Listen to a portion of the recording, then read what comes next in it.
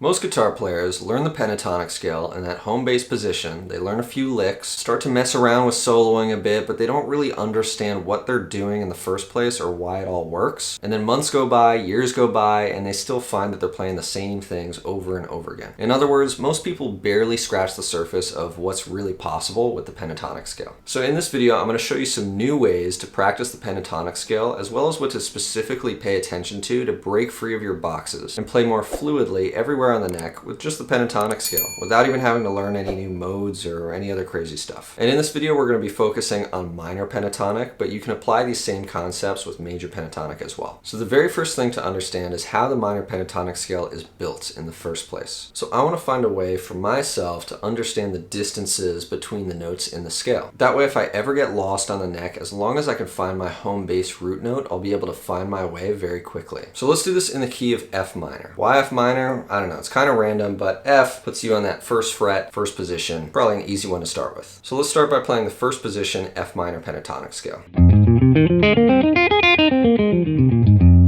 The very first thing to pay attention to is where your root is. By root, I mean your first note in the scale, your key center, your home bass note. So if we're playing F minor, your root is going to be F. So within this position, I know there's an F here.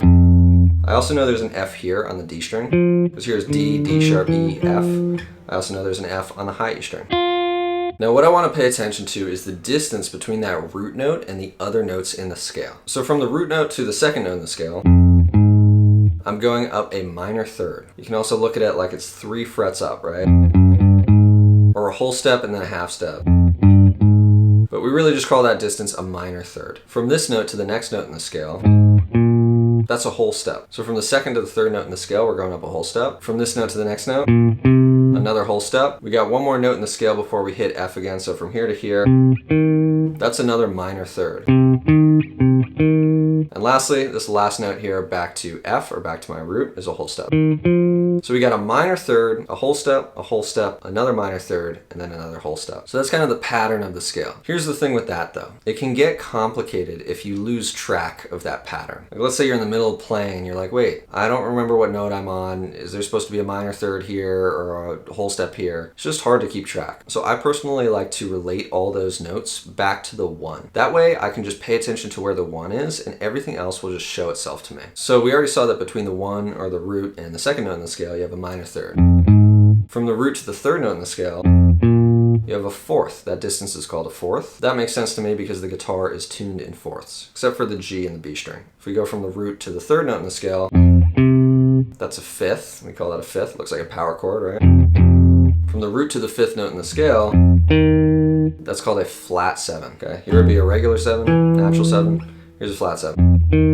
And then obviously root to root, that's an octave right there. So that means I can define the pentatonic scale in these numbers, these distances. We call them intervals. So really the scale is a 1, a flat 3, a 4, a 5, and a flat 7. That's it. So why is this good to know? Well, all of a sudden, if I find my root anywhere, like let's say I'm playing over a song in F minor, and I find that, oh, here's an F up here on the 8th fret on the A string. But let's say I'm not really that comfortable with my minor pentatonic scale in this position or in this area. I can find it very quickly, or at least find some notes within the scale just by understanding those distances. So I could be like, well, I know there's a fourth in this scale because we found that there's a fourth. And a fourth is easy for me to see on the guitar because I know it's tuned in fourths. So from this root, I could be like, well, I know I have a note here. From there, we can start to fill in more gaps. Okay, what about a fifth? Okay, I could jump up there because I know a fifth looks like a power chord most of the time on the guitar. I also know I have a flat 7 and a flat 3. I can also find my fifth here.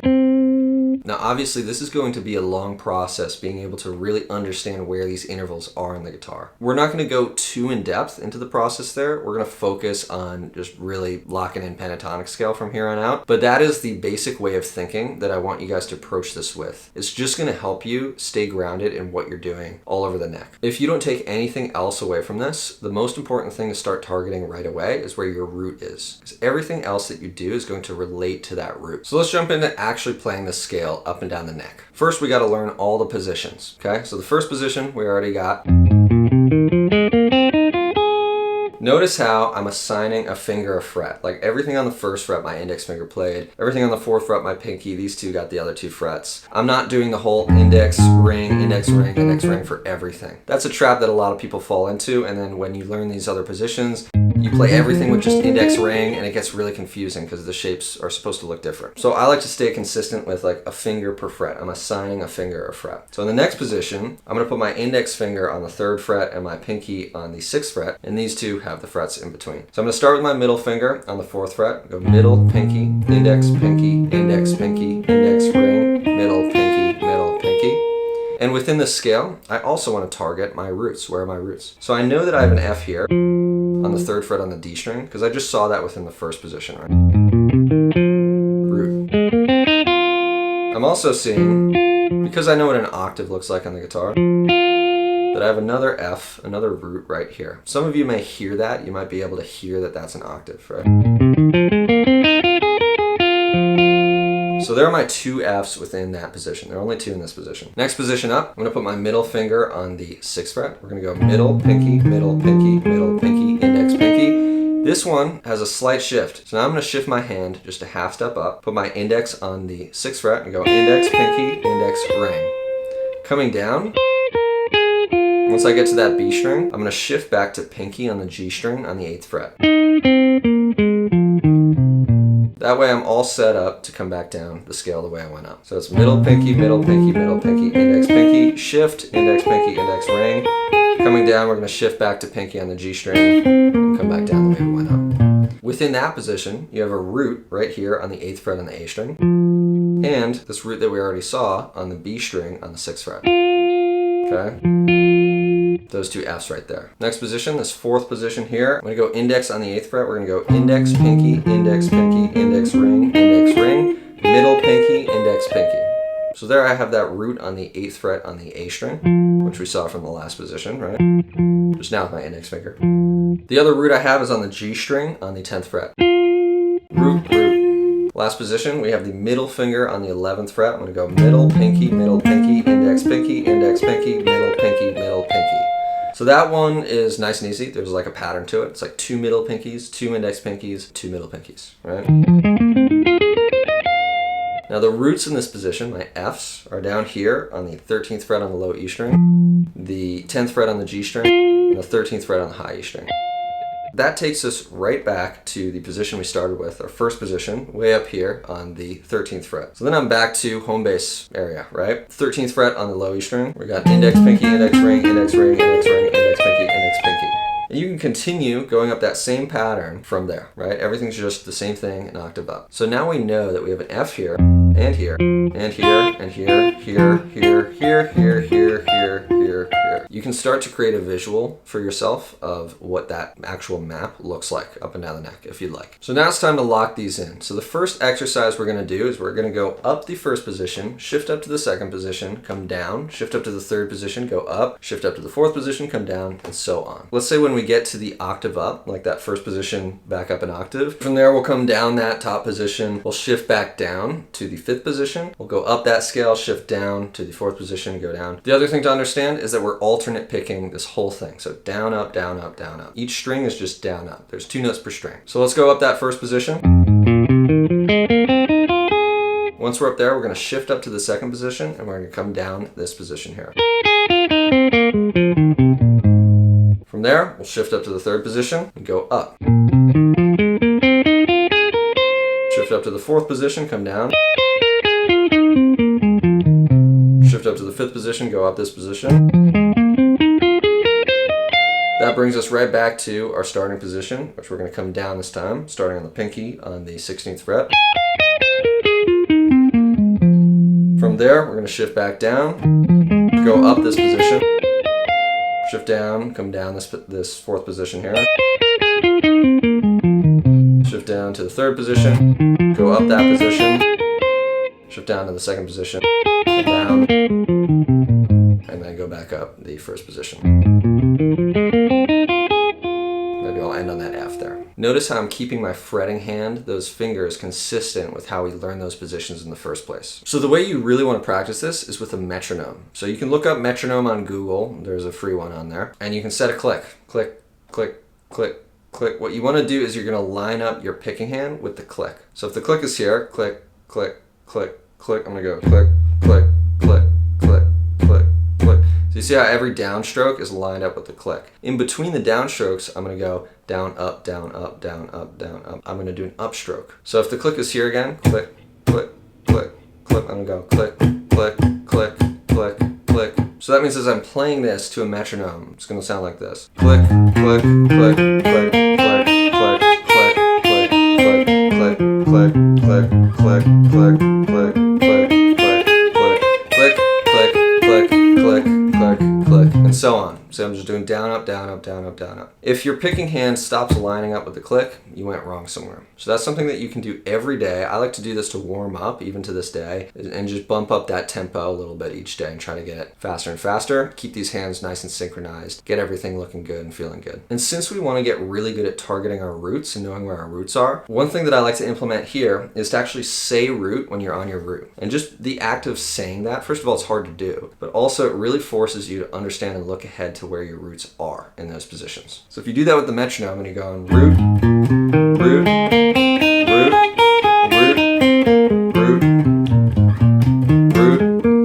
root, right, and so on, and say root every time you're on your root, you're going to show yourself, hey, I finally know where these roots are up and down the neck. To apply this to a different key, it's the same exact position, same exact map. You just want to make sure your root lines up with the new key. So if I wanted to do this in G minor, I could play those same positions, and the roots are going to be in the same place relative to the position. So if I'm in the second position, that root is still with the index finger on the D string and pinky on the B string. And you look at those notes, since I'm playing G minor now, those are both G, G, G, right? So it all lines up. Now let's look at two scale patterns that you can implement to help make this a little more interesting. The first one, we're going to follow that same structure of going up the first position, shifting up to the next one, coming down. The first pattern looks like this. The first position, we're going to go up 6 notes starting on the low E string. Then we're going to start on the A string and do another 6 notes in the same position. Then the D string and the G string. So same exact scale, same position. I'm just mixing up the order of which I'm playing those notes. So it's like a 6-note pattern, right?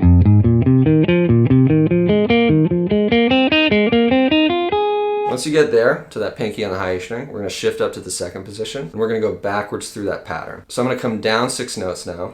Then I'm going to start on the B string with my pinky, come down another 6 notes. Then ring finger on the G string, another 6 notes. And pinky on the D string, another 6 notes. From there, we shift up to the third position and do the same pattern again. This time we're going up the position. So another 6 notes.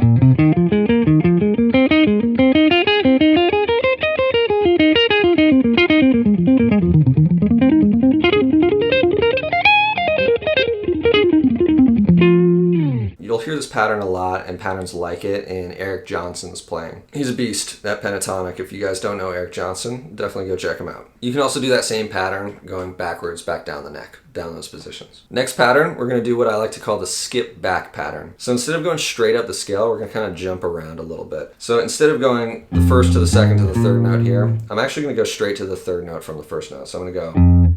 So basically I skipped that second note of the scale.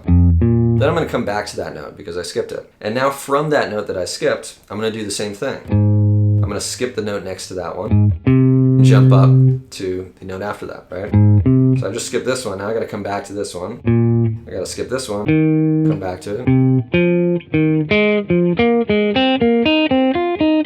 And what it actually turns out to be is like this 2-note pattern where it looks like you're just kind of playing notes across from each other, like in fourths almost. So it's like we're going from the 1 to the 4, the flat 3 to the 5, the 4 to the flat 7, the 5 to the 1. So it looks like we're just going right across, right?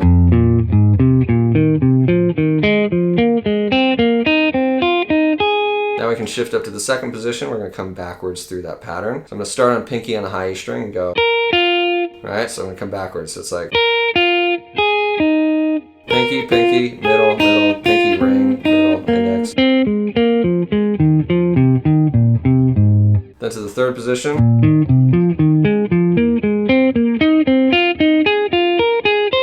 Then to the fourth position.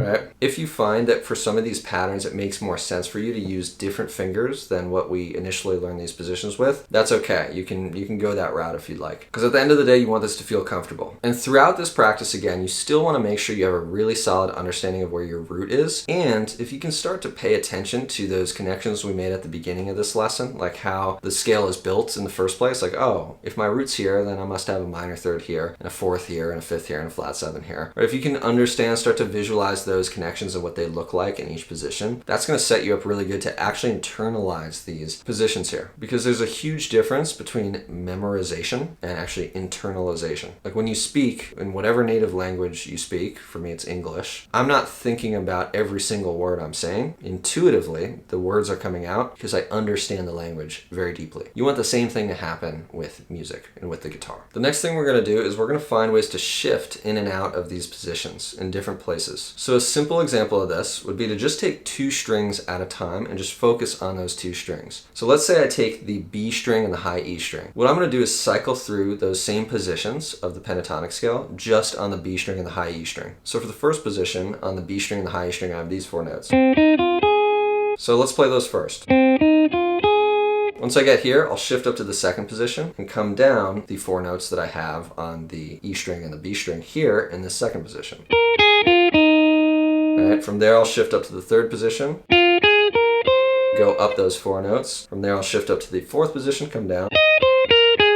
From there I'll go to the fifth position, and then I'm back to home base. And I can go backwards.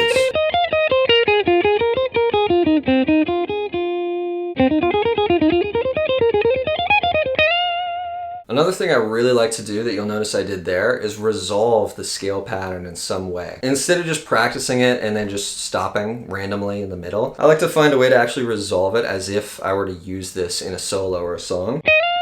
So there I slid up to the root at the end because I think that's like a good definitive way to end that phrase. You can also find places throughout the pattern that you could resolve as well. Like if I just go up a few of these, I don't have to go through the entire extent of the position to actually come up with a good phrase or idea that uses that pattern. Or what if I started here? You know, I could find a bunch of different phrases that use pieces of this pattern, but it's really, really useful to actually find ways to resolve it. So you could take that same 2-string pattern to any set of strings. Like I could do it on the D string and the G string. You could pick 2 strings that aren't right next to each other too, right? You could do the G string and the high E string. That one's pretty tricky. You can make it pretty hard on yourself. I'm gonna show you one more example of this. Let's say we take 6 notes through the first position. Okay, we got 1, 2, 3, 4, 5, 6. And then from there, from that D string, we're gonna shift up to the second position. We're gonna come down the second position 4 notes. 1, 2, 3, 4. Then we're gonna shift up from that A string to the third position and come up this third position starting on the A string 6 notes. 1, 2, 3, 4, 5, 6. From there, we're on the G string now. We're gonna shift up to the fourth position and come down 4 notes from there. And shift up from there to the fifth position, go up 6 notes. Shift up from there and come down 4 notes. Now we're back to the first position, right? From there, shift up to the G string again, go up 6 notes. Then from there, we can finish it off like this, coming down 4 notes of that third position. Lands us right on the root. It's actually a good way to resolve it naturally.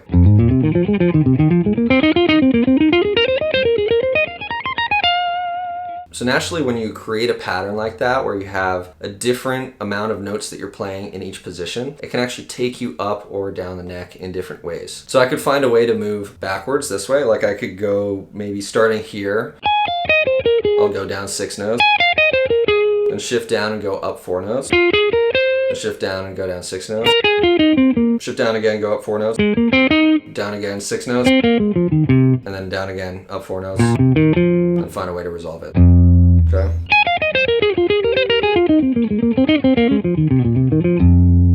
The last thing I'm going to mention here today is that so far we've only been doing the 2-note per string pentatonic positions. So what happens if I play the F minor pentatonic scale, 3 notes per string? In order to figure this out quickly and find this quickly, it's going to help you to really understand the distances between the scale notes again, right? Because we know that from the first note to the second note, we have a minor third. From that second note to the third note of the scale, we have a whole step. So if I wanted to play this pentatonic scale 3 notes per string, as opposed to 2 notes per string, I could do just that. because this is the same thing as this. Only difference is I'm playing those 3 notes on one string instead of jumping to the next string. From there, I can jump to my next string because I already hit my 3 notes for the E string. And I'm going to hit the next note in the scale. So if I just ended on the 4, right, at fourth, I know the pentatonic scale is a root, a flat 3, a fourth, a fifth, and a flat 7. So from the 4 to the 5, I know there's a whole step. So I could go, there's my 5th. I'm going to go 5th to the flat 7. I have one more note to hit on this A string because I've only hit 2 notes on the A string so far. Flat 7 back to the root is a whole step. There we go. So that scale that normally I was playing like this, I could also play like this. 3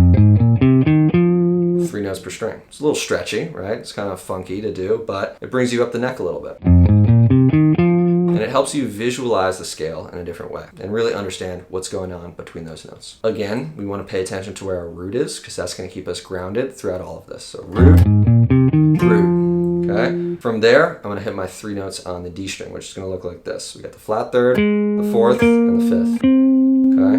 From there, I'm going to go to my G string. I'm going to go to the flat 7, the root, and the flat 3.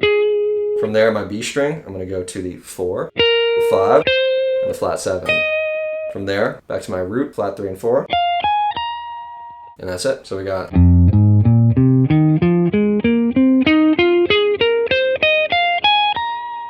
Notice how that sounds kind of unresolved though, right? So I want to find a way to resolve it. Maybe I'll do a little phrase at the end to resolve me back on the root. I'm giving it more context. So now my brain has a little bit of context for it. That will give me a higher chance of actually getting this stuff to come out when I play too. So, right there I just took the first 2 strings. And then I was kind of in this 3rd position. I was like, well, I'm in the 3rd position. I know the 3rd position. I can come right back down, right? You can start to mix and match these up the neck, horizontal patterns, as well as our 2 note per string patterns going across. And then you could create other patterns. Like what if you're like, all right, I'm going to go up the scale doing 3 notes on one string, then 2 notes on the next string, then 3 notes, 2 notes, 3 notes, 2 notes. So that'd be like this. Here's 3 notes, 2 notes, 3 notes, 2 notes, 3 notes, 2 notes, and then maybe resolve it.